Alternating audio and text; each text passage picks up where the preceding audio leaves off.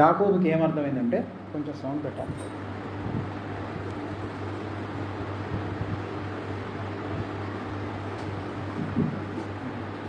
యాకోబుకి ఏమర్థమైందంటే, ఆ యబ్బోకు రేవు దాటిన తర్వాత దేవునితో, అంటే ఒక నరుడు తెల్లవారు వరకు పెనుగులాడుచున్నాడు. అంటే ఎవరితో పెనుగులాడారు?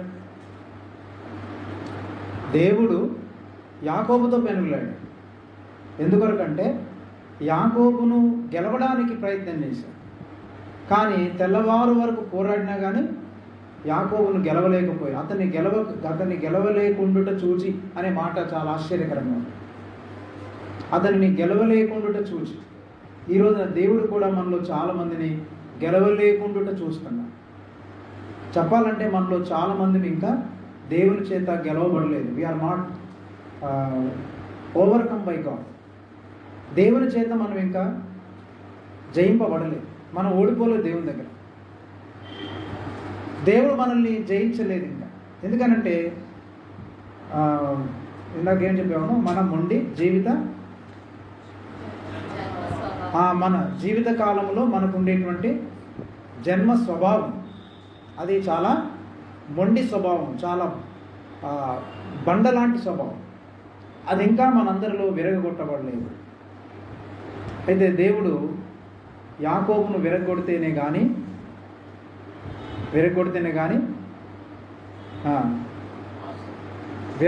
కానీ యాకోబు యొక్క దేవుడు అని చెప్పుకోలేదు. దేవుడు మన దేవుడిగా పరిగణించబడాలి అంటే మేము యేసు ప్రభువును నమ్ముకున్నామని నువ్వు కూడా చెప్పుకోవడానికి వీల్లేదు. విరగొట్టబడిన వాళ్ళు మాత్రమే మేము దేవుని బిడ్డలము అని చెప్పగలగాలి.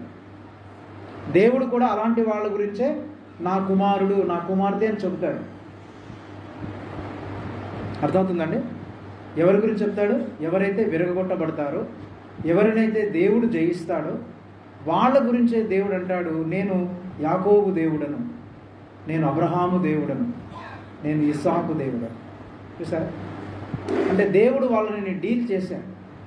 వాళ్ళని ఏ విధంగా వాళ్ళతో వ్యవహరించాల్సిన విధంగా వాళ్ళతో వ్యవహరించాడు. అంటే వాళ్ళందరినీ కూడా డీల్ చేసిన తర్వాత వాళ్ళతో చెప్తున్నటువంటి మాటలు ఏంటంటే, నేను యాకోబు దేవుడను, నేను అబ్రహాము దేవుడను. ఎప్పుడయ్యాడు అబ్రహాము యొక్క దేవుడు? అబ్రహాము దేవుడు ఎప్పుడయ్యాడు? అబ్రహాము దేవుడు ఎప్పుడయ్యాడంటే, అబ్రహాము దేవుణ్ణి నమ్మెను. అబ్రహాము దేవుని నమ్మినప్పుడు దేవుడు అబ్రహాము యొక్క దేవుడు అయ్యాడు. ఎలా నమ్మెను అని అంటే, మీరు చాలా జాగ్రత్తగా మాటలు వినాలి. మెసొపొతేమియాలో అబ్రహాము కాపురం ఉండక మునుపు, అంటే హారానులో కాపురం ఉండక మునుపు మెసొపొతేమియాలో ఊరనేటువంటి ప్రాంతంలో ఆయన కాపురం ఉన్నప్పుడు దేవుడు అబ్రహామునకు ప్రత్యక్షమై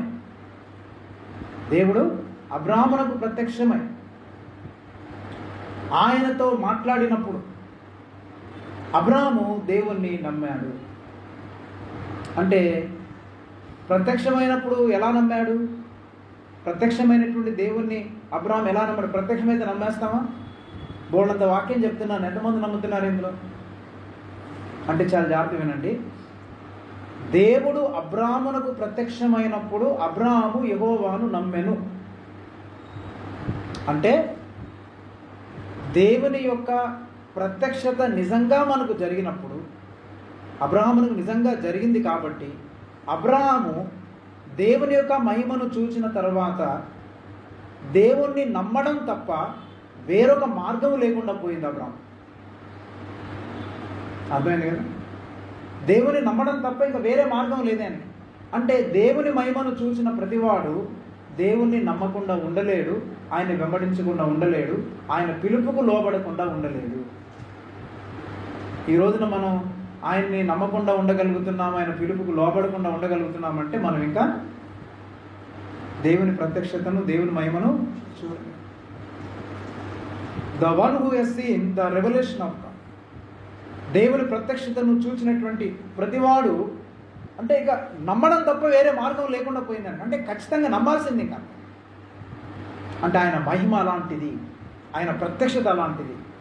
అందుకే పౌలును కూడా చూడండి, యేసుక్రీస్తు ప్రభు దమస్కు మార్గమున ప్రత్యక్షమైనప్పుడు పౌలు ఏమన్నాడు? దమస్కు మార్గంలో యేసు ప్రభువును చూసిన తర్వాత పౌలు ఏమన్నాడు? ప్రభా మరి నువ్వు రమ్మంటున్నావు కరెక్టే, మరి ఇంతకీ ఏంటి అని ఏమో చెప్పట్లేదు.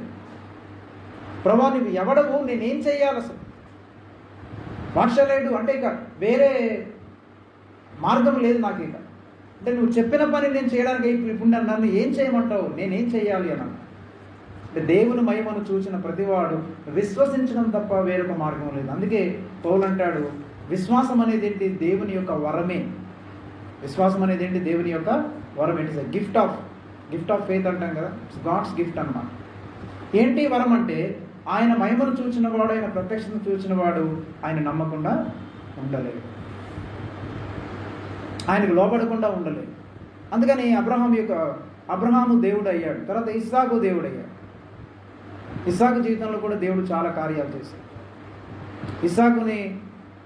ఇస్సాకు తండ్రి నడిచినటువంటి మార్గంలో, అబ్రహాము నడిచినటువంటి మార్గంలో మరి ఇస్సాకు కూడా జీవించాడు.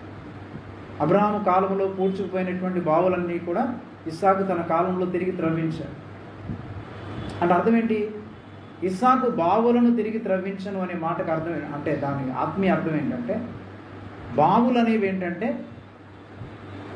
అవి నీళ్ళని మనం త్రవ్విన కొలది, లేకపోతే నీళ్ళను తోడిన కొలది మనకు నీళ్ళు ఎలాగైతే వస్తాయో, అట్లాగనే అబ్రహాము ఇస్సాకునకు ఏమి నేర్పించాడంటే, మన దేవుని మీద బావులు దేనికి సూచనగా ఉన్నాయంటే, దేవుని మీద ఆధారపడి జీవించే జీవితానికి సాదృశ్యం.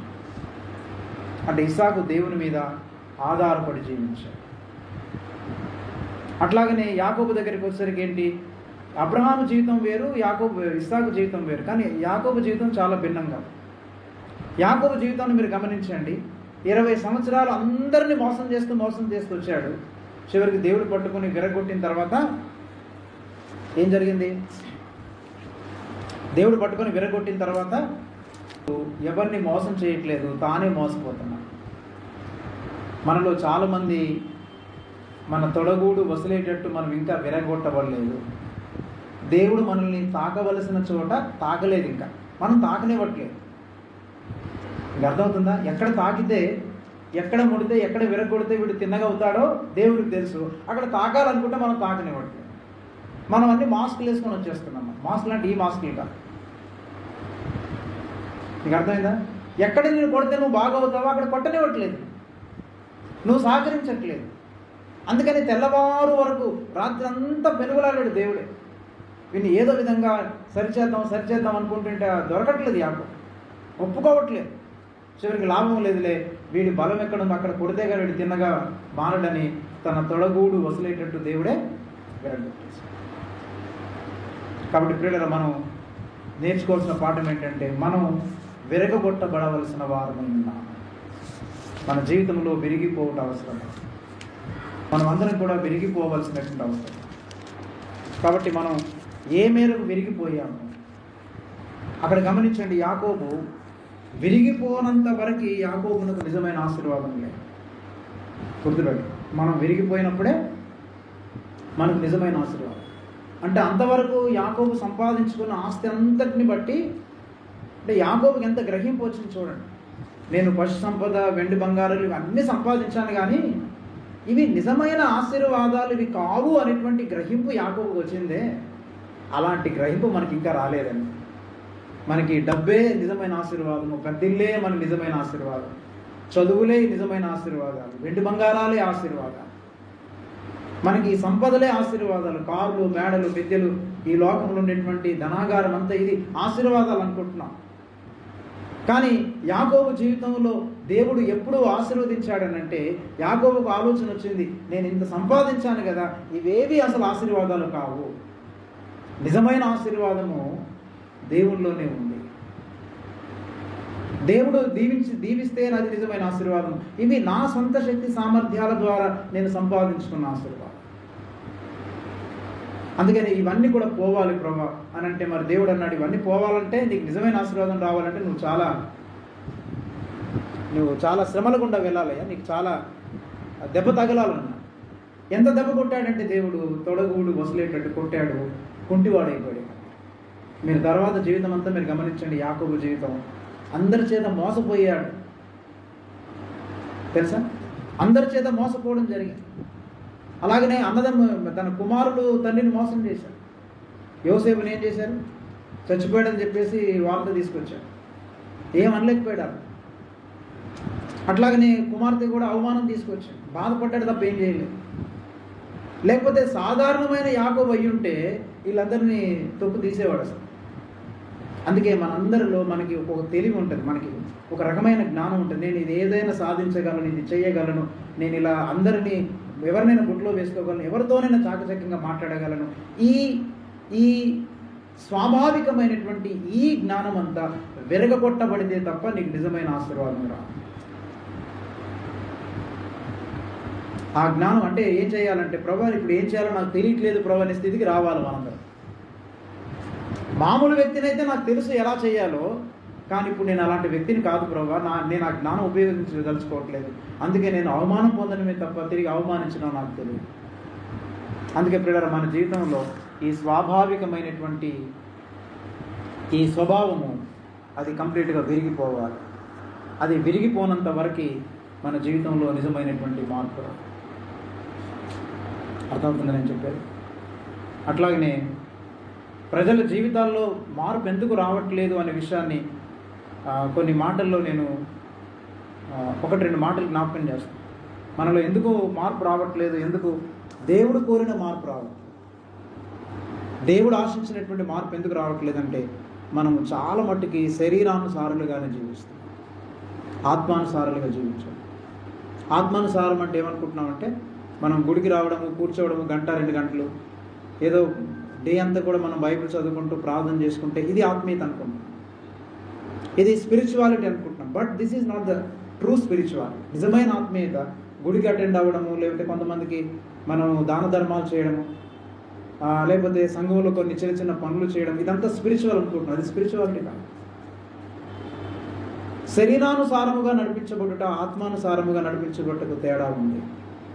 శరీరానుసారముగా నడిపించబడుట అంటే ఏంటంటే, శరీరానుసారులుగా అన్నాడు, శరీరానుసారమైన మనస్సు మరణము, ఆత్మానుసారమైన మనస్సు జీవమునై ఉంది.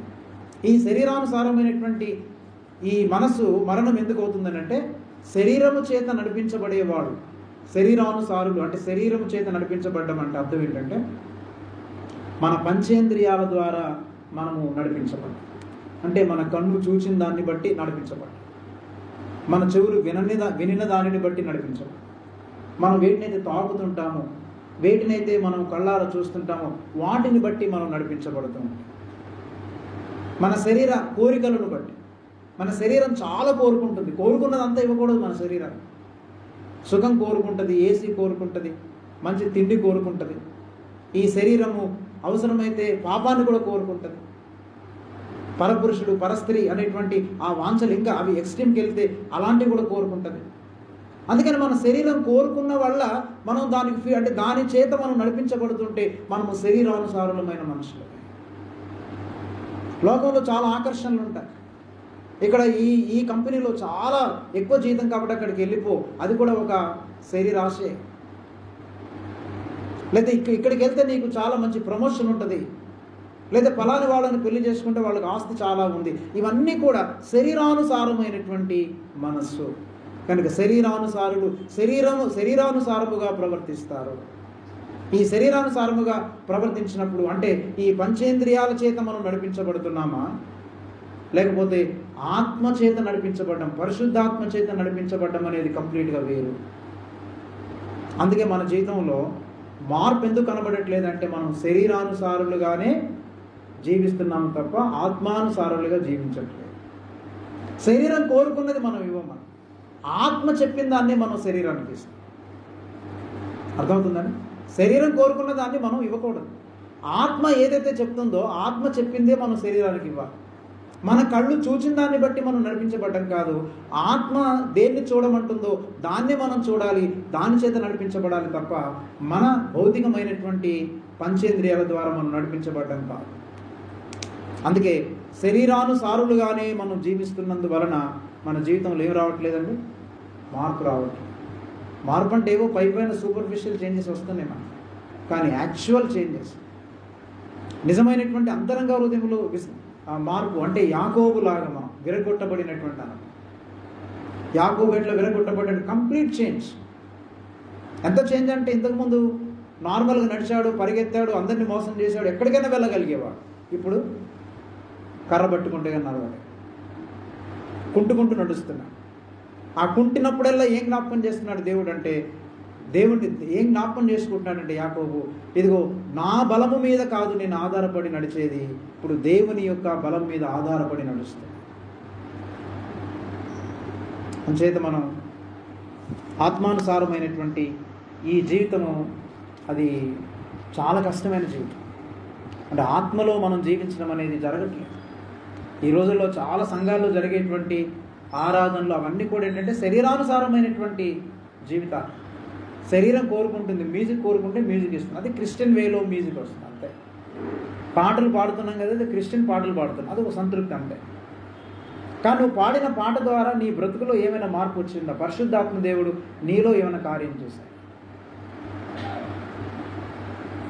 లోకాన్ని మనం ఎంతవరకు తృణీకరించాం, లోకం నుండి మనం ఎంతవరకు మనం బయటకు వచ్చాం, అది ఆ ట్రాన్స్ఫర్మేషన్ అనేది, ఆ రూపాంతరత అనేటువంటిది మనకు రావాలి.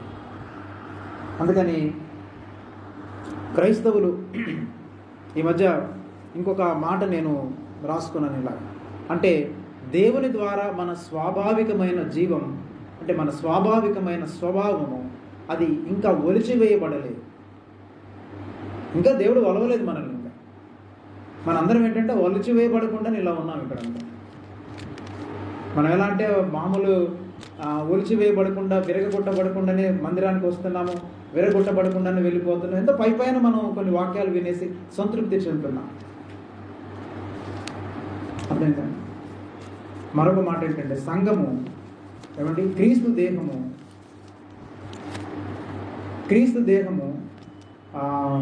అంటే సంఘము ఎలా ఉందంటే క్రీస్తు దేహము అనే సిద్ధాంతములోనే జీవిస్తుంది, కానీ సంఘము అనేటువంటి సంఘము యొక్క వాస్తవిక అనుభవంలో జీవించడం. మనం ఏక శరీరం అంటాం కదా, ఏక శరీరము క్రీస్తు దేహము మనందరం ఒకటే, సామూహికంగా కలిసి జీవించాలి అనే సిద్ధాంతం అర్థమైపోయింది మనందరికీ. మీరందరూ చెప్పగలరు ఇప్పుడు క్రీస్తు శరీరం అంటే ఏంటి, మనం అందరం ఒకరికొకరు అవయవాలు ఉన్నాము, ఒకరికొకరు పంచుకోవాలి, చేయాలి. మనందరికీ ఇది బాగా అలవాటు అయిపోయింది. అంటే ఇప్పుడు ఎందులో జీవిస్తున్నాం, మనం సిద్ధాంతాలలో జీవిస్తున్నాము, వర్తమానాలలో జీవిస్తున్నాము, కానీ వాస్తవికతలోనికి మనం ఇంకా రాలేదు అని అందరం ఒప్పుకోవాల్సింది. ఒకరి జీవితాలని ఒకరు పంచుకోవడం, ఒకరి జీవాన్ని మరొకరు పంచుకునేటువంటి ఆ వాస్తవికతలోనికి ఎంతమంది వచ్చాం? అంటే వాస్తవ రూపం దాల్చలేదు మనం. సిద్ధాంతాల రూపములు అంటే సిద్ధాంతాలలోనే జీవిస్తున్నాం, వర్తమానాలలో జీవిస్తున్నాం, కానీ వాస్తవికతలోనికి, వాస్తవిక అనుభవంలోనికి మనం ఇంకా రాలేదు. అందుకే పరిశుద్ధత అనే సిద్ధాంతంలో జీవిస్తున్నారు. చాలా పరిశుద్ధతను గురించి చెప్పగానే అన్ని రాసేసుకుంటారు, చకచక మొత్తం ప్రిపేర్ చేసుకుంటారు. పరిశుద్ధత అంటే ఇది అంతా తెలిసింది. పరిశుద్ధత అనేటువంటి సిద్ధాంతంలో జీవిస్తున్నాం, కానీ పరిశుద్ధత యొక్క వాస్తవికతలో మనం జీవించాలి. ప్రేమ అంటే మనకు తెలుసు, అగాపే ప్రేమ అంటే గాడ్స్ లవ్ అని, స్టోల్స్ అంటే ఇది బంధుమిత్రుల ప్రేమని, ఈరోస్ అంటే భార్య భర్తల మధ్య ప్రేమ, ఇదంతా మనకు సిద్ధాంతం అంతా వచ్చు. మీకు నేను సిద్ధాంతాలు చెప్పాను అనుకోండి, చాలా మీకు తెలిసిపోతుంది. అదవుతుంది. ఈ సిద్ధాంతాలలో మనం జీవిస్తున్నాం, కానీ ప్రేమ యొక్క వాస్తవికతలోనికి రావడం. ప్రార్థన అనేది ఒక సిద్ధాంతం లాగా మనకు అర్థమైపోయింది, కానీ వాస్తవిక రూపం దాల్చుకోలేదు. అట్లాగనే ప్రార్థన, విశ్వాసం ఒక సిద్ధాంత పరంగా మనందరికీ తెలుసు. విశ్వాసం అనగానే మనం చెప్పేస్తుంటాం, మనం విశ్వాసం ద్వారా రక్షింపబడ్డాము, విశ్వాసం ద్వారానే నడుచుచున్నాము, విశ్వాసం ద్వారానే మనం జీవిస్తున్నాము, ఇవన్నీ చెప్పగలం మనం. కానీ దాని వాస్తవిక అనుభవంలోనికి, ఆ రియాలిటీలోనికి మనం ఎంతవరకు వచ్చాము అనేది పరీక్ష చేసుకోవాలి. సంఘం అంటే క్రీస్తు శరీరం అన్నాం, కానీ శరీరముగా ఎంతవరకు జీవిస్తున్నాం మనం? అది అర్థమైందండి? ఆ వాస్తవిక రూపం దాల్చకపోతే మనల్ని మనమే మోసం చేసుకుంటున్నాం. జస్ట్ డిసీవింగ్ అవర్ సెల్వ్స్, మనల్ని మనమే మోసం చేసుకుంటాం. అందుకని మనం దేవుని దగ్గర ఏం ప్రార్థన చేయాలంటే, దేవా మమ్మల్ని వాస్తవిక రూపంలోనికి మార్చండి అని ప్రార్థన.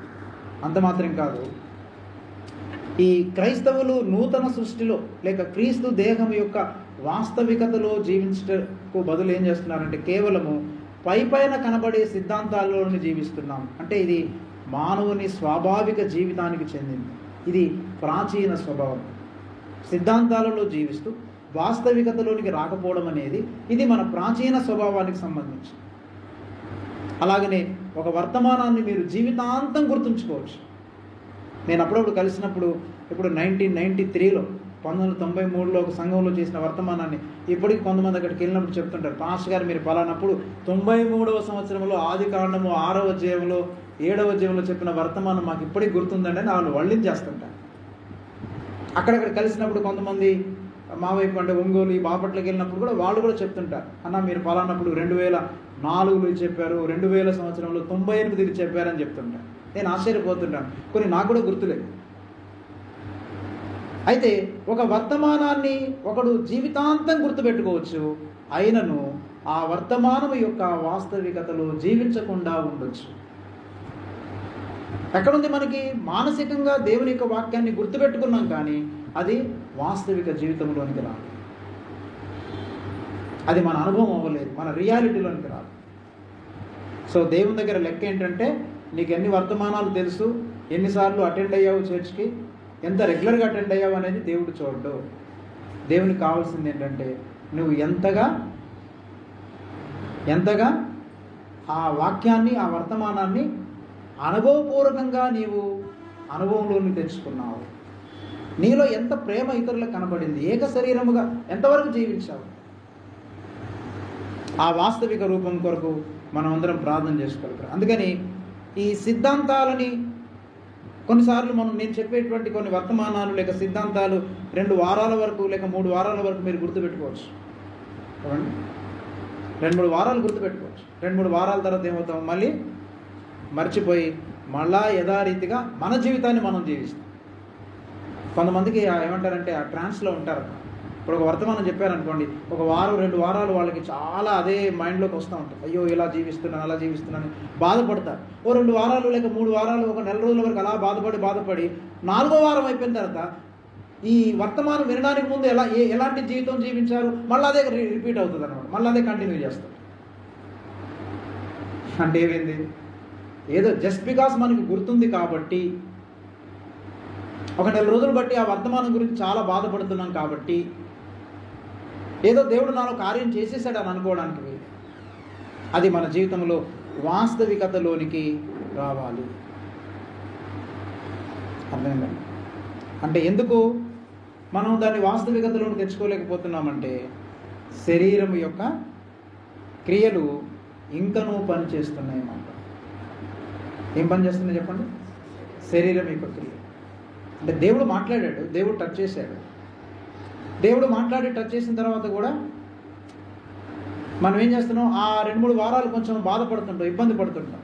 ఇటు జరగడం, ఇటు వచ్చేయండి అన్నది, ఇటు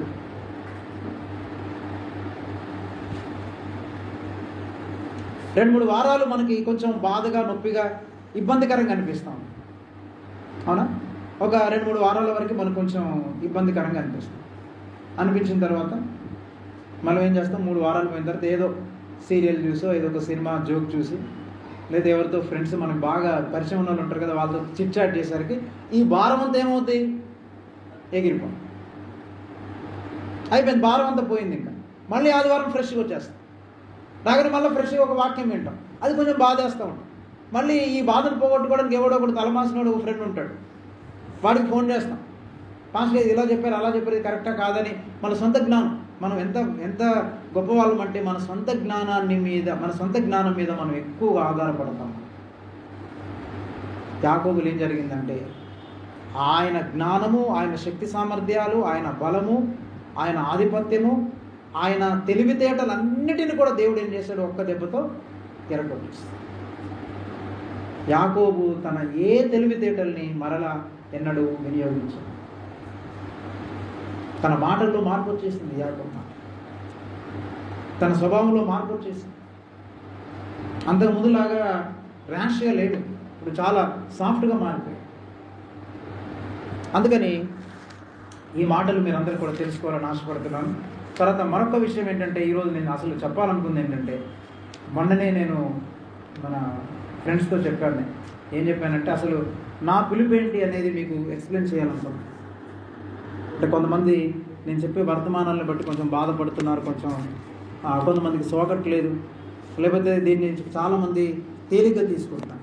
నార్మల్గా ఏదో అన్ని వర్తమానాలు ఒకటి అన్నట్టుగా తీసేసుకుంటారు. కానీ నా కాలింగ్ ఏంటంటే, ఇర్మియా గ్రంథం 1వ అధ్యాయం 10వ వచనం.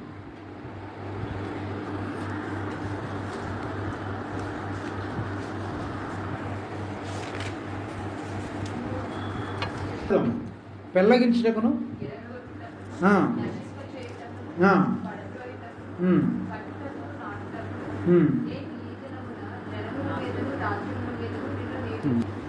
చదవమ్మ ఏమన్నాడు? విరగొట్టుటకును, నశింప చేయుటకును, పడద్రోయుటకును, కట్టుటకును, నాటుటకును, నేను ఈ దినమున జనముల మీదను రాజ్యముల మీదను నిన్ను నియమించి ఉన్నాను. అంటే నా పిలుపు ప్రాఫిటిక్ కాలింగ్, అంటే ప్రవక్తకు సంబంధించిన పిలుపు. అంటే నేను ఓల్డ్ టెస్ట్మెంట్ టైప్ ఆఫ్ ప్రాఫిట్ని నేను డిక్లేర్ చేసుకోవట్లేదు, తప్పుగా అర్థం చేసుకున్నాను. అంటే ప్రాఫిటిక్ కాలింగ్ న్యూ టెస్ట్మెంట్లో ఉండే ప్రాఫిటిక్ కాలింగ్, క్రొత్త నిబంధనలు ఉండేటువంటి ప్రవక్త యొక్క పిలుపు. పాత నిబంధనలో ప్రవక్తలు ఏం చేసేవాళ్ళంటే, ఇర్మియాతో దేవుడు ఏం చెప్పాడు, నీవు అక్కడ 4 రకాలైనటువంటి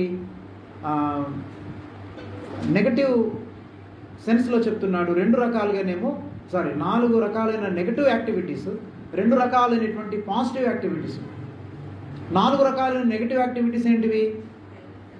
1 పెళ్ళగించుటకును, విరగగొట్టుటకును, నశింపచేయుటకును, పడద్రోయుటకును. కాబట్టి నేనేం చేస్తున్నాను మిమ్మల్ని అందరినీ, ఇంగ్లీష్లో ఇంకా బాగుంటుంది, రూట్ అవుట్ అంటాడు. రూట్ అవుట్ అంటే అర్థం ఏంటి? వేర్లలో నుండి సహం తీసేయడం. ఇప్పుడు అందుకని ఈ సిస్టమ్స్, స్ట్రక్చర్స్, ఆర్గనైజేషన్స్, తర్వాత వరల్డ్లీనెస్, లోకము, లోకత్వం అంటే ఏంటో ఇవన్నీ మీకు చెప్తున్నాను కదా. ఈ రూట్లో నుంచే విరగొట్టేస్తున్నాను. ఈ రూట్స్లోనికి వెళ్ళి దాన్ని విరగొడుతుంటే చాలామంది బాధపడుతున్నారు. అదేలా ఆయన ఉద్యోగం చేయొద్దంటాడేంటి, చదవద్దంటాడేంటి అనుకుంటున్నాను. నేను చదవద్దు, ఉద్యోగం చేయొద్దని చెప్పట్లేదు. వరల్డ్లీనెస్ అంటే ఏంటి, లోకం అంటే ఏంటి, లోకత్వం అంటే ఏంటో చెప్తున్నాను. అట్లాగనే మినిస్ట్రీ అంటే ఏంటి, what is the true ministry, నిజమైనటువంటి పరిచర్య అంటే ఏంటి, నిజమైనటువంటి పరిచర్య అంటే ఏంటి, అది తెలుసుకోవాలన్నమాట. అందుకని జనరల్గా పాత నిబంధనలు ఉండేటువంటి, అందుకని రూట్ అవుట్ అంటే నేను వేర్లతో సహా లాగేస్తాను. చాలామంది లోకత్వం గురించి చెప్తున్నారు. నేను చెప్పే లోకత్వం మీలో చాలామందికి అర్థం కావట్లేదు అనుకుంటున్నాను. బైబిల్లో ఉండేటువంటి అసలైనటువంటి లోకత్వం చాలామంది గొప్ప గొప్ప బోధకులు కూడా అర్థం కావాలి. అంటే వాళ్ళకి అర్థం కావట్లేదు, నాకు ఒక్కడికి అర్థమైందని అతిశయంతో కూడా చెప్పట్లేదు. మీరు నిజముగా ఆత్మానుసారంగా నడిపించబడితే అసలు లోకత్వం అంటే ఏంటో మీకు బాగా అర్థం.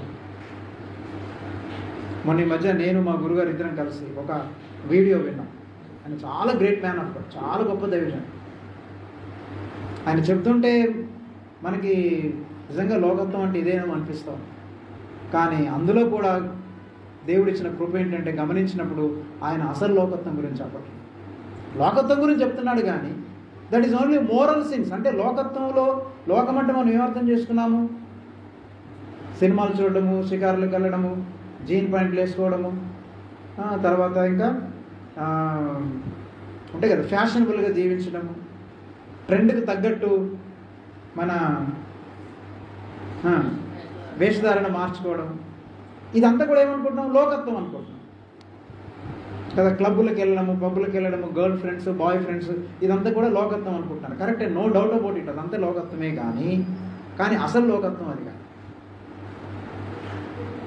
అసలైన లోకత్వం ఏంటంటే, అన్యజనులు వేటిని వెంబడిస్తున్నారో మనము వాటిని వెంబడించినప్పుడు, అన్యజనులు వేటిని కలిగినప్పుడు వాళ్ళు అతిశయిస్తున్నారు, మనం వాటి యందు అతిశయించినప్పుడు, అన్యజనులు ఏవి లేకపోతే బాధపడుతున్నారో మనం కూడా వాటి విషయమే బాధపడుతున్నప్పుడు అది అసలు లోకత్వం. యేసు ప్రభు కేవలం మనల్ని నరకాన్ని తప్పించి పరలోకానికి తీసుకెళ్ళడం కొరకు రాలేదు ఈ లోకంలోనికి.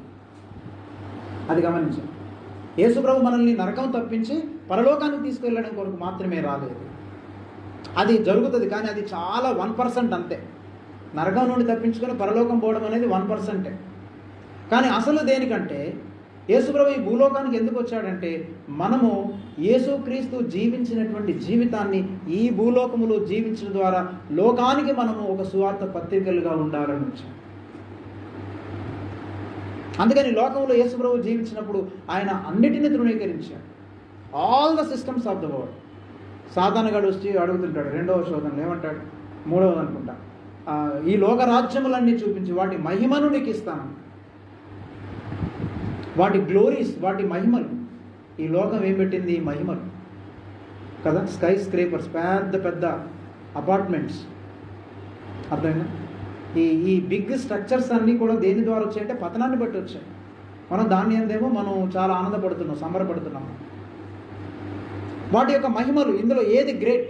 అందుకని anything that is great and beautiful and big, ఏదైతే గొప్పది, మహిమకరమైంది, చాలా గొప్పది, చాలా విలువైంది అని ఏదైతే అనుకుంటున్నామో, అంటే ఈ లోకపరంగా ఏవైతే గొప్పవి, అందమైనవి, మహిమగలవి, చాలా గ్రేట్ అని అనుకుంటున్నామో అవన్నీ కూడా దేవుని దృష్టిలో అవి నీచమైనవి, హీనమైనవి.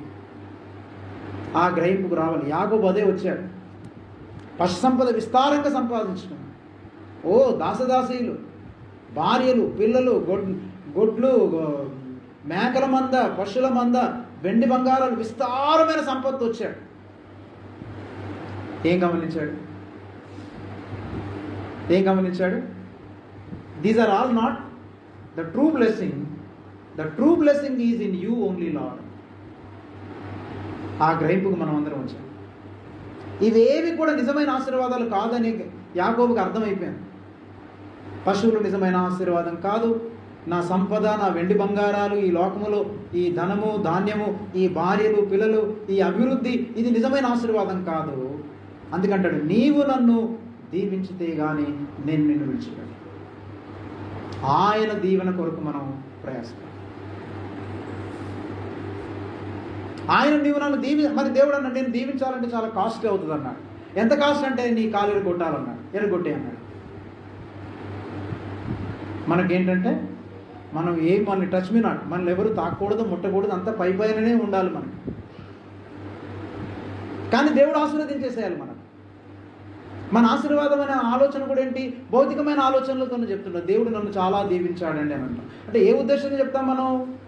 భౌతికమైన వనరులను బట్టే మనం దేవుడు దీవించాడంటాం తప్ప ఆత్మ సంబంధంగా దేవుడు నన్ను దీవించాడనే ఆలోచనతో ఎవరు చెప్పరు. రియల్లీ గాడ్ బ్లెస్డ్ మీ. ఎంతగా దీవించాడంటే నన్ను పరిశుద్ధపరిచాడు దేవుడు. అగాపే ప్రేమని చూపించాడు. నాకున్న వాటిన్నింటినీ వదులుకోవడానికి దేవుడు సహాయం చేశాడు. ఏది నిజమైన ఆశీర్వాదం అంటే లోకాన్ని డ్రైన్ అవుట్ చేసుకోవడము, లోకాన్ని విసర్జించడము, దేవుని యొక్క సన్నిధిని అనుభవించడము, అది నిజమైన ఆశీర్వాదం. ఈవెన్ అబ్రహాం కూడా గమనించండి. అబ్రహాముకు చాలా విస్తారమైన ఆస్తి ఉంది. లోతుకి అబ్రహాముకి తగదు వచ్చింది. పశువుల కాపుల దగ్గర గొడవలు వచ్చాయి. గొడవలు రాగానే అబ్రహాం అన్నాడు, ఎందుకురా మనందరి ఇద్దరి గొడవలు, నువ్వు పని చేయరా, నువ్వు కుడికి వెళ్తే నేను ఎడం వైపు వెళ్తాను, నువ్వు తూర్పుకి వెళ్తే నేను పడమరకు వెళ్తాను, నువ్వు ఉత్తర దిక్కు వెళ్తే నేను దక్షిణ దిక్కు వెళ్తాను, చాయిస్ నీకే ఇస్తున్నాను నాన్న అని చెప్పాడు తన సహోదరుని కొడుకు లోతు.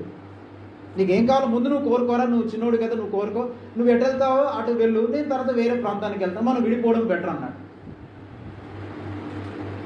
ఏమన్నాడు అబ్రహాము? నువ్వు తూర్పుకి వెళ్తే చాయిస్ ఎవరికి ఇచ్చాడు? లోతుకి ఇచ్చాడు. నువ్వు తూర్పుకి వెళ్తే నేను పడమరకు వెళ్తాను, నువ్వు ఉత్తరంకి వెళ్తే నేను దక్షిణంకి వెళ్తాను. అర్థమైందా? నువ్వు తూర్పుకి వెళ్తే నేను పడమరకు వెళ్తాను, నువ్వు కుడివైపుకి వెళ్ళావనుకో నేను ఎడం వైపుకి వెళ్తాను. ఎందుకంత చాయిస్ ఇచ్చేశాడు? ఈ రోజుల్లో ఆస్తి పంపకాల్లో చూడండి, చాయిస్ మనం వేరే వాళ్ళకి, క్రైస్తవులు అంటాం, భక్తిపరులు అంటాం, అంతా ఉంటుంది. ఆ 2 నెక్లెస్లు వాళ్ళకే ఇచ్చేస్తారా? అది కుదరదు. ఎందుకని? అవి ఫారెన్ నుంచి తీసుకొచ్చినవి. మరి ఇది లోకల్ మేడ్ అనమాట. అందుకని ఈ మన జోయల్ లుకాస్లో కొన్నాం, అవి మనకు కావాలి. అందుకని అబ్రహాము ఎందుకు ఆ మాట అన్నాడు? చాలా జాగ్రత్తగా. అబ్రహాము యొక్క విశ్వాసం ఏంటంటే, my blessing comes neither from the east nor from the west, neither from north nor from the south, neither from the right side nor from the west side, but my blessing comes from the Lord, from above. అరే పిచ్చోడురా, నువ్వు కుడికి ఎడమకి ఉత్తరం దక్షిణం ఇటు అటు వెళ్ళాలనుకుంటున్నావురా, నువ్వు పిచ్చోడు, అన్ని చోట్ల తిరుగుతున్నావు, లోకమంతా తిరగాలనుకో. బ్లెస్సింగ్ ఇందులో లేదు నాయన, నా ఆశీర్వాదము పైనుండి వస్తుంది నాకు. ఆ పైనుంచి నాకు ఆశీర్వాదం కలుగుతుందని అవగాహన మనకు ఉన్నప్పుడు ఏది పోతే మనకేంటి చెప్పండి? ఇల్లు పోయిందా? నథింగ్. ఆరోగ్యం పోయిందా? నథింగ్. వస్తువులు పోయినాయా? నథింగ్. బంగారం పోయిందా? కారు పోయిందా? ఏది పోయిందా? నథింగ్. మనకి పెద్ద నష్టమేమి లేదు. ఎందుకని? నా ఆశీర్వాదము ఈ తూర్పు దిక్కున లేదు, పడమర దిక్కున లేదు, నా ఆశీర్వాదము పైనుండి. అందుకని యాకోబుకు అర్థమైంది, వీటిల్లో ఆశీర్వాదము లేదు, మనలో ఈ భౌతికమైన వాటన్నిటిలో ఆశీర్వాదము లేదు అని గ్రహించి వాటిని తృణీకరించి ఎప్పుడైతే మనం జీవిస్తుంటామో అప్పుడే మనలో రూపాంతరత కలిగినట్లు, అప్పుడే మనము లోకత్వాన్ని విసర్జించినట్లు. అంతవరకు లోకాన్ని బాగా అనుభవిస్తూ లోకంలో నిండా మునిగిపోయి ఈ లోకంలో ఉండేటువంటి పదవులు, చదువులు, గొప్పతనాలు వీటి కొరకు మనం ప్రయాసపడుతూ వాటిని వెంటాడుతూ వాటిని తెచ్చుకుని దేవుడు దీవించాడు అన్నాడంటే నీకు అసలు దేవుడే అర్థం కాలేదు, లోకత్వం అంటే కూడా అర్థం. అందుకని నాకేమనిపిస్తుందంటే చాలామందికి ఈ గ్రహింపు ఎందుకు రావట్లేదంటే, అందుకని చాలా జాగ్రత్తగా వినండి, ఇది మనందరం కూడా గమనించాలి. అందుకని చాలామందికి ఈ లోకత్వం అంటే అర్థం కాదు. అందుకని అబ్రహాం కూడా ఏమర్థమైందంటే, ఈ ఆస్తులన్నీ తెచ్చుకున్న తర్వాత అన్నాడు, పునాదులు కలిగిన ఆ పట్టణము కొరకు అబ్రహాం ఎదురు చూచింటాడు. పరదేశులము మనము, యాత్రికులం అనే విషయం అర్థమైంది. మనం పాడతాం కానీ మనకు అర్థమై సావలా. మనం చాలా పదాలు అర్థం కాకుండానే పాడేస్తున్నాం, అర్థమైనట్లు యాక్షన్ చేస్తాం మనం.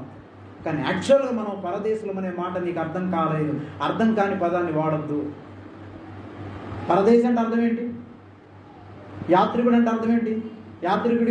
యాత్రికుడు ఫర్ ఎగ్జాంపుల్ నేను రేపు కాశ్మీర్ వెళ్ళబోతున్నా, ఒక 10 days ప్రోగ్రామ్ ఉంది. కాశ్మీర్కి వెళ్తుంటే ఒక 2 ఫ్రిడ్జులు, ఒక ఏసీ, ఒక గ్యాస్ స్టవ్, 2 గ్యాస్ బండాలు ఇవన్నీ వేసుకొని వెళ్తాను. ఒక టేబుల్, లేదా నేను ఒక మైక్ సెట్ పెట్టుకోవాలంటే 2 మైక్ సెట్లు, ఇవన్నీ పట్టుకొని వెళ్తారు. చెప్పండి, మీరు ఎప్పుడైనా ఊరు వెళ్ళినప్పుడు 10 రోజులు 20 రోజులు ఊరు వెళ్ళినప్పుడు ఇవన్నీ పట్టుకెళ్ళిన వాళ్ళు ఉన్నారు? ఒక వాషింగ్ మిషన్, బట్టలు మాసిపోతానండి, వాషింగ్ మిషన్ కావాలి కదా, ఉన్నారు అలాంటి వాళ్ళు? ఎందుకు పట్టుకెళ్ళాం మనం? యాత్రికులం. ఎలా వెళ్తాం? టింగి అనుకుంటూ ఒక చిన్న బ్యాగ్ వేసుకొని 2 బట్టలు వేసి అవసరం అయితే అక్కడ కొనుక్కోవచ్చు మళ్ళీ కదా. ఈ మధ్య అంతే కదా, కాడే కదా, పొడడం తీయడం అంతే. అందుకని వచ్చిన బ్యాగ్ వేసుకొని టూరిజం వెళ్ళిపోతూ ఉంటాం. మనకి పెద్దగా వస్తువులు అవసరం లేదు. ఎందుకని? యాత్రికులం. మనం వెళ్ళి మళ్ళీ మన దేశానికి వస్తాం. పరలోకం నుండి ఈ దేశానికి వచ్చాం. మనం ఈ దేశంలో జీవించినంత కాలము, ఈ లోకంలో జీవించినంత కాలము మనం పరదేశులము, యాత్రికులమై ఉన్నాము.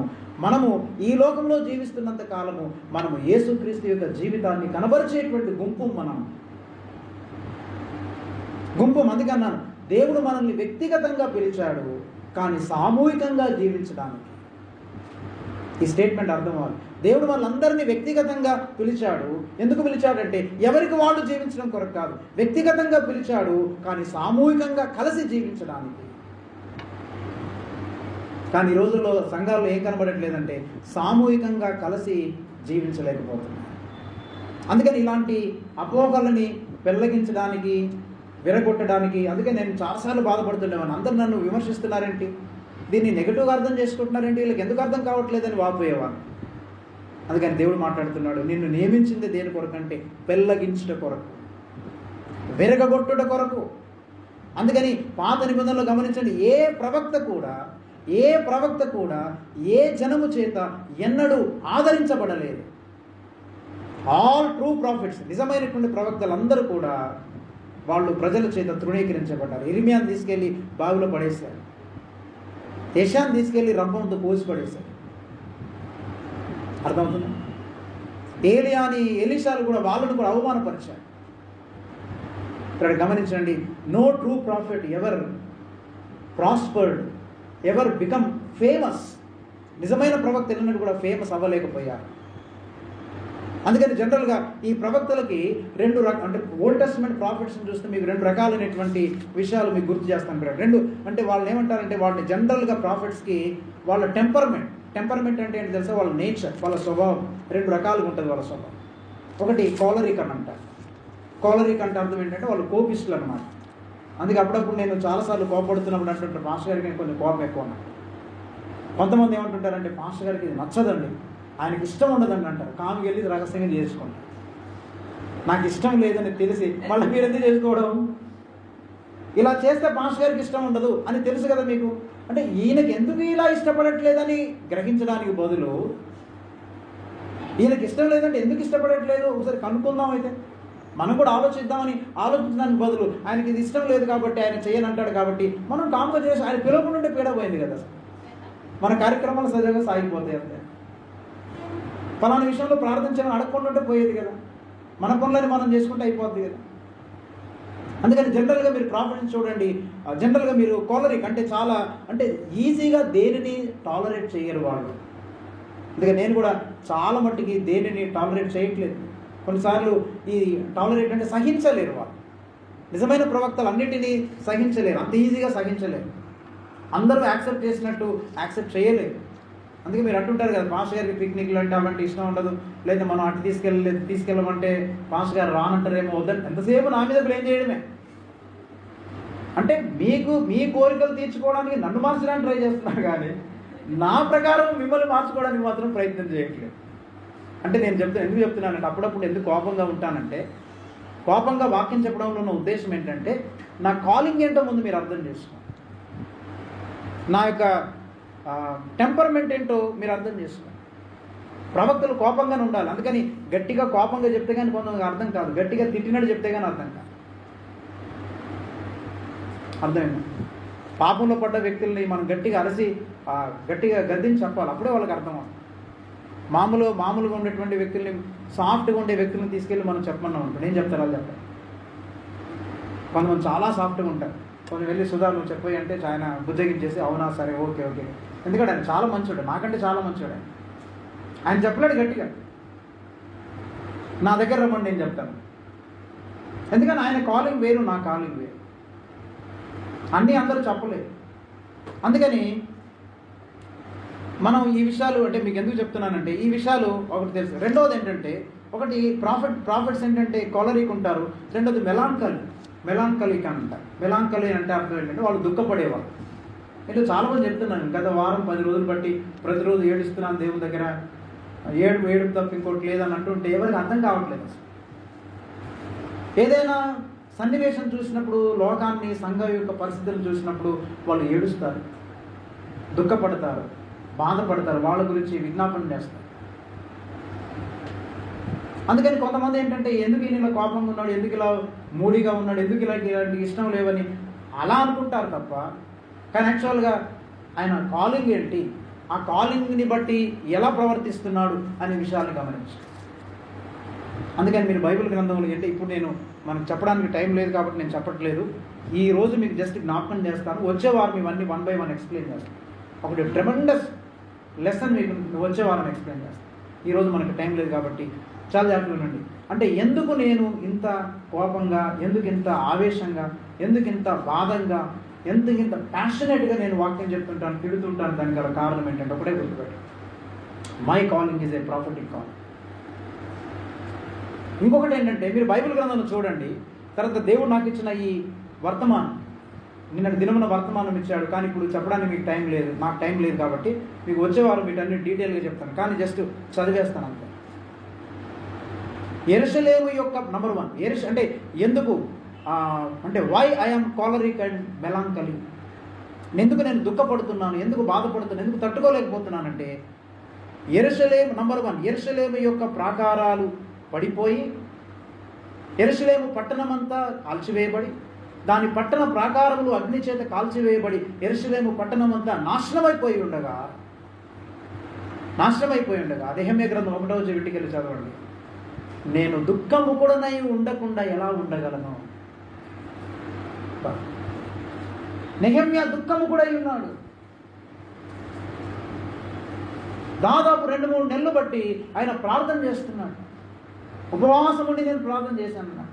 ఎందుకు దుఃఖము కూడా అయ్యాడంటే, అరే యెరూషలేము పట్టణ ప్రాకారాలు అగ్ని చేత కాల్చివేయబడ్డాయా, నెబుకద్నెజరు వచ్చాడు, మొత్తం గందరగోళం చేశాడు. ఒకప్పుడు కిటకిటలాడేది యెరూషలేము, ఒకప్పుడు ప్రార్థన కూటం జరిగేది యెరూషలేములో, జనాలు చాలా వచ్చేవాళ్ళు. ఇర్మియా విలపిస్తుంటాడు, ఏమంటాడంటే, జనభరితమైనటువంటి పట్టణము ఎట్లు ఏకాకియాయను, ఎట్లు ఏకాకియాయను, దాని గుమ్మములు అగ్ని చేత కాల్చివేయబడ్డాయి. కాబట్టి జనులు మరి నియామక కూటములకును ఎవరునూ రాలేకపోతున్నారు.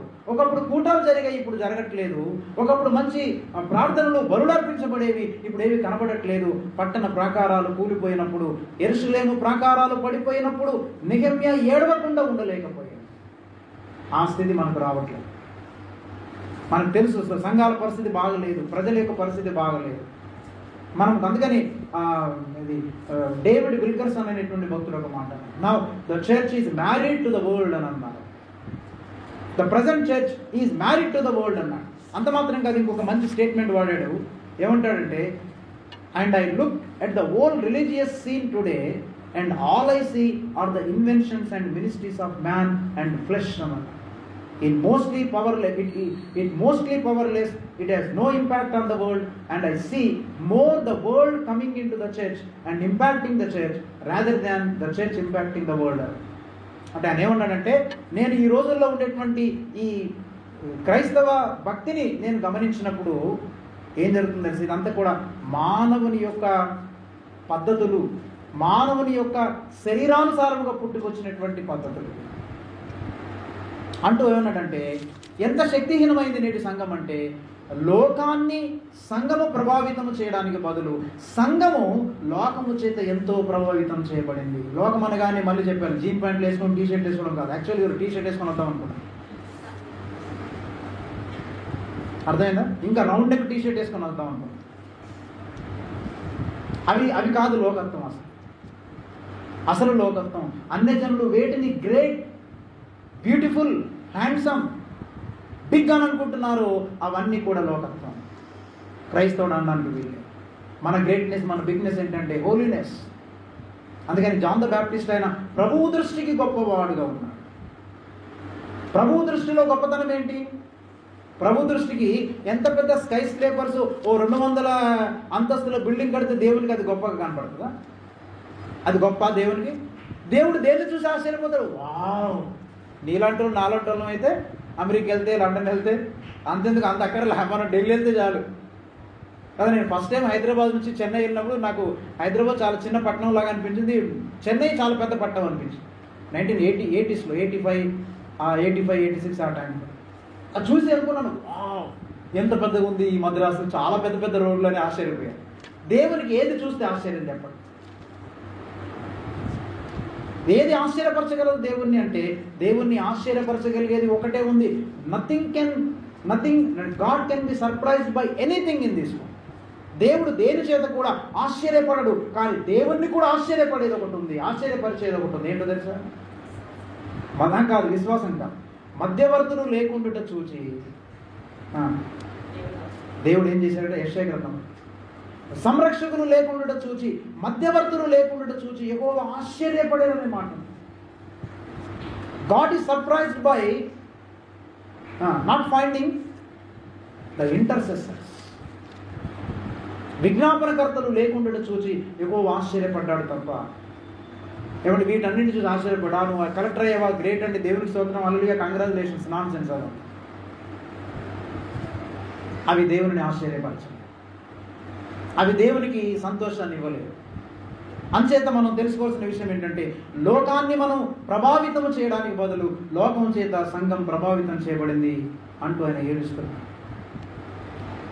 అలాగనే మన జీవితంలో ప్రియులారా, అందుకని యెరూషలేము ప్రాకారాలు పడిపోయి పట్టణమంతా శిథిలమైనప్పుడు నెహెమ్యా ఏడవకుండా ఉండలేకపోయాడు. అలాగనే రెండవది ఏంటంటే, గమనించండి, మనం 2వ రాజుల గ్రంథంలో చూడగలం. తర్వాత మీకు అన్ని రెఫరెన్స్తో సహా క్లియర్గా చెప్తాను. అక్కడ యెహోరాము ఏమంటాడంటే, ఈ ఆహాబు యొక్క కుమారుడైనటువంటి యెహోరాము యెహూను ఎదుర్కోబోతాడు. యెహూ అనేటువంటి ఇంకొక తర్వాత ఆయన రాజు అవుతాడు యూదా వాళ్ళ మీద. ఈ రాజును ఎదుర్కోబోయి ఏమంటాడంటే, యెహూ, ఈ ఆహాబు తెలుసు కదా గురించి మీకు, ఆహాబు యెజబెల్ గురించి తెలుసు కదా. ఆహాబు భయంకరమైనటువంటి రాజు, యెజబెల్ ఇంకా భయంకరమైనటువంటి రాణి. అయితే ఈ యెజబెలు ఆహాబుల యొక్క కుమారుడైనటువంటి యెహోరాము యెహూను ఎదుర్కొని పోయి, యెహూ సమాధానముగా వచ్చుచున్నావా అని అంటాడు. అప్పుడు యెహూ ఏమంటాడు తెలుసా? రే యెహోరామా, నీ తల్లి అయినటువంటి యెజబెలు యొక్క జార కార్యములు, నీ తల్లి అయిన యెజబెలు యొక్క జార కార్యములు అపరిమితమై ఉండగా నీకు సమాధానం ఎక్కడి నుండి వస్తుంది చెప్పనన్నా. How can you expect the peace? నీ జార కార్యాలు, నీ పాపపు కార్యాలు, నీ లోకత్వం అపరిమితమై ఉంటుండగా నీకు సమాధానం ఎక్కడి నుండి వస్తుంది? ఈ రోజుల్లో మనకు సమాధానం ఎందుకు రావట్లేదనంటే, మన జార కార్యములు, మన నీ తల్లి అయిన యెజబెలు యొక్క జార కార్యములు, వ్యభిచారము అంత పెట్టరేగిపోతుంటే సమాధానం కొరకు అడుగుతున్నావయ్యా, నీకు సమాధానము రాదు. ప్రేమని దేవుని బిడ్డారా, యెహోరామును చంపిన తర్వాత వాడి రక్తము కుక్కలు నాకుతాయి తెలుసా? అందుకని ఆహాబు కాలంలో జరిగించకుండా తన కుమారుల కాలంలో జరిగింది కాబట్టి ఆహాబు యొక్క కుక్కలు నాబోతి యొక్క రక్తమును నాకినట్లు నీ రక్తమును నాకుననేటువంటి ప్రవచనం నెరవేర్చాలి.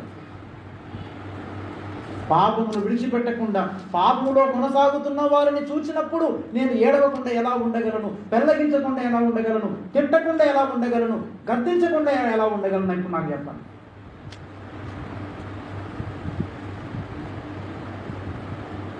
సమాధానం ఉండదయ్యా, సమాధానం. మూడవది మీకాయ అంటాడు. మీకాయ అనేటువంటి ఒక ప్రవక్త ఉంటాడు.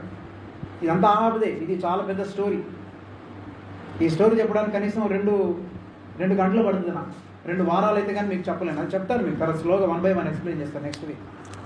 ఈ మీకాయ అనేటువంటి ప్రవక్తని పిలిపించకుండా ఆహాబ్ ఏం చేస్తానంటే, యెహోషాపాతు ఆహాబులు కలిసిపోతారు. యెహోషాపాతు యూదా రాజు, ఆహాబేం ఇశ్రాయేల్ రాజు. ఈ బుద్ధి లేనివాడు చెప్పాలని. యెహోషాపాతు గాడ్లీ కింగ్ యాక్చువల్గా, ఈ ఆహాబేమో అన్గాడ్లీ కింగ్, భక్తి లేనటువంటి వాడు. భక్తి కలిగిన వాడు వెళ్ళి భక్తి లేని వాడితో వియ్యం పొందుతాడు. ఈ రోజుల్లో మనకు ఉండేటువంటి ప్రాబ్లం ఏంటంటే, భక్తి కలిగిన వాళ్ళు వెళ్ళి భక్తి లేని రాజులతో, భక్తి లేని సంబంధాలతో వియ్యం పొందుతున్నారు. వియ్యం పొందడం అంటే తెలుసా? సంబంధాలు కుదుర్చుకోవడం. వీడికి భక్తి ఉంది, వాడికి భక్తి లేదు. నువ్వు గాడ్లీ కింగ్ వదయ్యా యెహోషాపాతు. నువ్వు గాడ్లీ కింగ్ వెళ్ళి వాడు అన్గాడ్లీ, వాడి మీద శాపం ఉంది, శాపం ఉన్నటువంటి వ్యక్తితో నువ్వు ఎలా వియ్యం పొందుతావు? ఎలా నువ్వు పెళ్లి కుదుర్చుకుంటావు? యెహోషాపాతు మీదికి ఏమండి, యెహోషాపాతు దైవభక్తి కలిగినటువంటి వాడు, కానీ ఆహాబుకు ఆ దైవభక్తి భయం అనేటువంటిది లేదు, నీచమైనటువంటి వాడు. అలాంటి వాడితో వియ్యం పొందాడు. యెహోషాపాతు 3 విషయాలలో వియ్యం పొందుతాడు, 3 విషయాలలో కాంప్రమైజ్ అవుతాడు. ఈ రోజున క్రైస్తవం కూడా చాలా మట్టుకి ఇలాంటి విషయాల్లో కాంప్రమైజ్ అవుతున్నారు. ఎంత భయంకరమైనటువంటి విషయాలు అంటే, ఒకటేమో బ్రైడ్ విషయంలో కాంప్రమైజ్ అయ్యాడు. దీన్ని బ్రైడల్ కాంప్రమైజింగ్ అని అంటారు. రెండవది ఏంటంటే బ్యాటిల్ విషయంలో కాంప్రమైజ్ అయ్యాడు, అంటే యుద్ధం విషయంలో రాజీ పడ్డాడు. మూడవది బోట్ కాంప్రమైజ్ అంటాడు, వ్యాపారంలో కాంప్రమైజ్ అయ్యాడు, రాజీ పడ్డాడు. ఈరోజు చాలా మట్టుకి మనం కూడా వీటితో రాజీ పడుతుంటాం అన్నమాట. వివాహం దగ్గరికి వచ్చేసరికి రాజీ పడిపోతాం. అంతా పర్వాలేదులేండి, అది అంతా ఒకటే, పర్లేదు. వియ్యమందుటలో రాజీ పడ్డాడు యెహోషాపాతు. అలాగనే యుద్ధం చేయడానికి రాజీ పడిపోయాడు. ప్రేరేపిస్తే ప్రేరేపించబడ్డాడు అంతేనా అయ్యగారు. అలాగనే మూడవది వ్యాపారంలో రాజీ పడ్డాడు. వెండి బంగారాలు అక్కడి నుంచి తరిశేషించి బోల్డ్ని తెచ్చుకోవచ్చు అన్నాడు, ఇది పడ్డాడు. కానీ చివరికి చాలా భయంకరమైనటువంటి అవమానం పొందుతాడు. అందుకని ఎందుకు చెప్తున్నానంటే, మీకాయ అనేది ఆహాబ్ అంటాడు, మనం వియ్యముంది సిరియన్ల మీదకి యుద్ధానికి వెళ్దామని చెప్పి పెద్ద స్టోరీ అనుకోండి. అన్నప్పుడు ఈ ఆహాబ్ ఏమంటాడంటే, వాడికి నచ్చినటువంటి 400 మంది ప్రవక్తలను తెప్పించి మేము సిరియన్ల మీదకి యుద్ధం అనుకో పోదుమా వద్దంటే వాళ్ళు ఏం చెప్తారు? వాళ్ళకి బువ్వ పెట్టి కానుకలు ఇచ్చి వాళ్ళకు భజన చేసేటువంటి భజనగాండ్లకి ఆ భజనగాండ్లు నీ గురించి ఏం చెప్తారు? నీకు భజనలే చేస్తారు తప్ప నీకు భక్తిని నేర్పించరు, నిన్ను హెచ్చరిక చేయలేరు. ఆ 400 మంది ప్రవక్తలు కూడా ఏమంటారంటే, రాజుగారండి మీరు యుద్ధానికి వెళ్ళొచ్చండి, గెలిచేస్తారండి, వెళ్ళిపోండి అని చెప్పేశారు. అందుకని నేను కూడా చాలా భయపడుతున్నాను. Lord please don't give me భజనగాండ్లు, నన్ను అస్తమానం పొగుడుతూ చేస్తూ మీరు ఎంత నేనేం చెప్తాది ఒప్పుకునేటువంటి వాళ్ళు నాకు వద్దు ప్రవ్వండి. నేను చెప్పిందల్లా మీరు ఒప్పేసుకొని ప్రధానికి వంతు పడుతూ తరిగిడి తింటారతా అని అనకండి. దయచేసి సత్యము కరెక్ట్ అయితేనే సత్యాన్ని చెప్పండి. అప్లాడర్స్, మన చుట్టూ అందరు అప్లాడర్స్ ఉన్నారు. మళ్ళీ పొగడే వాళ్ళే కావాలి. మన చుట్టూ కూడా భజనగాళ్ళనే పెట్టుకుంటాం కాబట్టి వాళ్ళు మనం చెప్పినట్టు వింటారు కాబట్టి మన పబ్బం గడిచేస్తుంది అన్నమాట. ఈ భజనగాళ్ళని పెట్టి 400 మంది ప్రవక్తలు అందరూ ఏం చెప్పారంటే, నువ్వు యుద్ధానికి వెళ్ళు గెలుస్తావు అన్నాడు. మీకా ఒక్కడొచ్చాడు, యుద్ధానికి వెళ్తావా చస్తావు నువ్వు అన్నాడు. నువ్వు యుద్ధం నుండి తిరిగి కనుక మళ్ళీ రాజుగా రాగలిగితే అసలు దేవుడు నాతో ఈ వాక్యమే చెప్పలేదు పో అని అన్నాడు. యెహోషాపాతు అంటాడు, ఏమయ్యా మీకాయ ఉన్నాడు కదా వాడిని తెప్పించే, ఆయన పిలిపించానంటే వాడు ఎప్పుడు నా కోసం నెగిటివ్గానే చెప్తుంటాడు. బైబిల్ ఉంది, తర్వాత చెప్పాను, నెక్స్ట్ వీక్ డీటెయిల్ ఎక్స్ప్లెయిన్ చేస్తాను. ఈ మీకాయ గురించి 22వ అధ్యాయం ఎక్సలెంట్ మెసేజ్, అద్భుతమైనటువంటి ఆలోచనలు చెప్తాను. వాడు ఎప్పుడు నా కోసం నెగిటివ్గా చెప్తాడు సార్. ఆయన పిలిపిస్తానని బలవంతంగా పిలిపించి యెహోషాపాతు సలహా ఇవ్వడం ద్వారా పిలిపిస్తాడు. పిలిపించగానే వచ్చిన తర్వాత ఏమై వెళ్ళాలంటే నువ్వు పోతే పోతావు అన్నాడు. నన్ను కూడా అప్పుడప్పుడు కొంతమంది అడుగుతుంటారు, ఏంటి పాస్టర్ గారు మీరు ఎప్పుడు కరోనా తగ్గదు, మీకు ఇలా అవుతుంది అలా అవుతుంది అలా చెప్తున్నారేంటి, కొంచెం పాజిటివ్గా చెప్పొచ్చు కదా. నా కాలింగ్ అది, నా పిలుపే పెళ్ళగించడం, ఆదరించడం. ఎప్పుడు నీవు లోకాన్ని విడిచిపెట్టి ప్రభు కొరకు జీవిస్తున్నప్పుడు ఏదైనా కష్టాలు వస్తే అప్పుడు నేను నిన్ను తప్పకుండా ఆదరిస్తాను, అప్పుడు నిన్ను తప్పకుండా బలపరుస్తాను. ఈ క్యాల్వినిజం, అర్మేనియిజం అనేటువంటి ఒక 2 సిద్ధాంతాలు ఉండేవన్నమాట. ఆ సిద్ధాంతాల గురించి ఒక భక్తుడు చెప్పేవాడు అనమాట. ఇప్పుడు ఈ క్యాల్వినిస్టులు ఏమంటారంటే నీ రక్షణ పోదు అని అంటారు. నీ రక్షణ పోదు అని క్యాల్వినిజం చెప్తారు. అర్మేనిజం ఏమంటారంటే నీ రక్షణ పోవచ్చు అని చెప్తారు. నీ రక్షణ పోగొట్టుకోవడానికి ఛాన్స్ ఉందని అర్మేనిస్టులు అంటారు. క్యాల్వినిస్టులు ఏమంటారు, నీ రక్షణ ఏదైనా కానీ నువ్వు ఎంత పాపంలో పడ్డా నీ రక్షణ పోదు అంటారు. ఇప్పుడు మరి ఏది నమ్మాలి, క్యాల్వినిజం నమ్మాలా అర్మేనిజం నమ్మాలంటే ఒక భక్తుడి దగ్గరికి వెళ్ళి అడిగినప్పుడు ఆ ప్రీచర్ ఏమన్నాడంటే, మరి ఎలా బోధించాలి, దీన్ని ఎలా మనం సమర్థించాలని అంటే ఆయన ఒకే ఒక మాట అన్నాడు. ఏమనంటే చాలా సింపుల్గా చెప్పాడు, ఎవడైతే పాపములో జీవిస్తూ పాపాన్ని విడిచిపెట్టకుండా బ్రతుకుతుంటే అలాంటి వాడికి నీ రక్షణ పోతుంది అని చెప్తానన్నాడు. ఎవడైతే పాపాన్ని విడిచిపెట్టి ప్రభువును వెంబడించడానికి తాపత్రయపడుతూ భక్తిగా జీవించడానికి ప్రయాసపడుతూ పాపం వాడు అపజయం అవుతున్నప్పటికీ అలాంటి వాడికి ఏం చెప్తానంటే నీ రక్షణ పోదురా అని చెప్తాను. నువ్వు దేవుని వెంబడించే వ్యక్తివి అయితే నువ్వు తాపత్రయపడుతున్నావు, ప్రభువుని వెంబడించడానికి ప్రయాసపడుతున్నావు, కానీ కొన్నిసార్లు అవ్వట్లేదు. అలాంటి వాడికి ఏం చెప్తానన్నాడు, నీ రక్షణ పోదు, ధైర్యంగా ఉండు. వాడు విచ్చలవిడిగా పాపమని తెలిసి పాపంలోనే బ్రతుకుతూ నా రక్షణ పోదు అనుకునే వాడికి ఏం చెప్తానంటే నీ రక్షణ పోతుంది అని చెప్తానన్నా. అందుకని ఆహాబుతో అంటాడు, నువ్వు చస్తావు అంటాడు, నువ్వు తిరిగి రావు యుద్ధం నుండి. ఇలాంటి పరిస్థితులను చూసినప్పుడు, ఇలాంటి ఆహాబులను చూసినప్పుడు ఏమండి సత్యాన్ని చెప్పకుండా ఎలా ఉండగలం, మనం ఎలా ఉండగలమని అనుకోవాలి. అలాగనే అపోస్తలులు సువార్తను ప్రకటించకుండా మేము ఉండలేకపోయామన్నా, మేము కన్న వాటిని విన్న వాటిని చెప్పకుండా ఉండలేకపోయామన్నాడు అపోస్తల కార్యాలు 4వ అధ్యాయం. అలాగనే పౌలు ఏథెన్స్ దగ్గరికి వెళ్ళినప్పుడు ఏథెన్స్లో విగ్రహాలను చూసినప్పుడు ఆత్మ పరితాపము పట్టలేకపోయింది. వా, ఈ వచనాన్ని నేను స్టడీ చేసినప్పుడు కొన్ని ట్రాన్స్లేషన్ చూసినప్పుడు ఆ ట్రాన్స్లేషన్స్లో చాలా పదాలు వాడాడండి. అంటాడు, నా హృదయంలో ఆత్మ పరితాపము పట్టలేకపోయానంటే నా హృదయంలో ఐఎమ్ గ్రీవ్డ్ అని అంటాడు. నేను దుఃఖపడ్డాను, డీప్లీ అప్సెట్ అంటాడు. ఇంట్లో వాళ్ళు ఎవరైనా చచ్చిపోతే ఎంత అప్సెట్ అవుతాం మనం, పరీక్షలో ఫెయిల్ అయిపోతే అప్సెట్ అవుతాం చూడండి, అట్లా అప్సెట్ అయ్యానన్నా. మనకేమో పరీక్షలో ఫెయిల్ అయితే అప్సెట్ అవుతావు, ఏమంటే పాపంలో పడితే నీకు అప్సెట్ అవ్వవు, సినిమాలు చూసినప్పుడు నీకు అప్సెట్ అవ్వవు, లోకాన్ని వెంబడించినప్పుడు మంచి ఉద్యోగం వచ్చినప్పుడు అప్సెట్ అవ్వవు, ప్రభు ఏంటి నాకు ఇలాంటిది వచ్చిందని అప్సెట్ అవ్వను. నేను అప్సెట్ అయిపోయాను, ప్రవోక్డ్, నేను రేకెత్తించబడ్డాను, స్టర్డ్, రేపబడ్డాను, ట్రబుల్డ్, బాధపడ్డాను, నేను ఐఎమ్ గ్రేట్లీ డిస్ట్రెస్డ్, దుఃఖించాను, నేను గ్రేట్లీ యాంగర్డ్, కోపం వచ్చేసింది నాకన్నా. ఆత్మ పరితాపము పట్టలేకపోయాను. నిజముగా నువ్వు దేవుని బిడ్డవైతే చుట్టుప్రక్కల ఉన్న పరిస్థితులు చూసినప్పుడు ఆత్మ పరితాపము పట్టలేకపోతాం.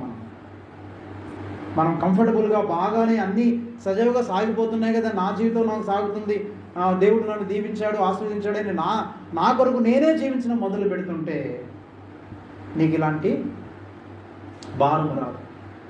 అట్లాగనే చివరిగా మరి యేసు ప్రభు కూడా ఆ కొరోజీన బేత్సయిద గురించి వారిని హెచ్చరించారు. వారు మారు మనసు పొందకపోవటం చూచి యేసయ్య వారిని గద్దించను, హెచ్చరించను. అందుకని ఎందుకు చెప్తున్నానంటే ఇలాంటి విషయాలను చూసినప్పుడు మనము సౌఖ్యంగా కంఫర్టబుల్గా ఉంటున్నామా, లేకపోతే మనకు నిజంగా హృదయంలో బాధ, వేదన, కాలరిక్గా కోపము రావడము, మనము దుఃఖపడ్డము, వాటి గురించి ఏడవడము దేవుని దగ్గర చేయగలుగుతాం. అలా చేయలేకపోతున్నామంటే మనం ఎక్కడ జీవిస్తున్నాం చెప్పండి? మనము వాస్తవం అంటే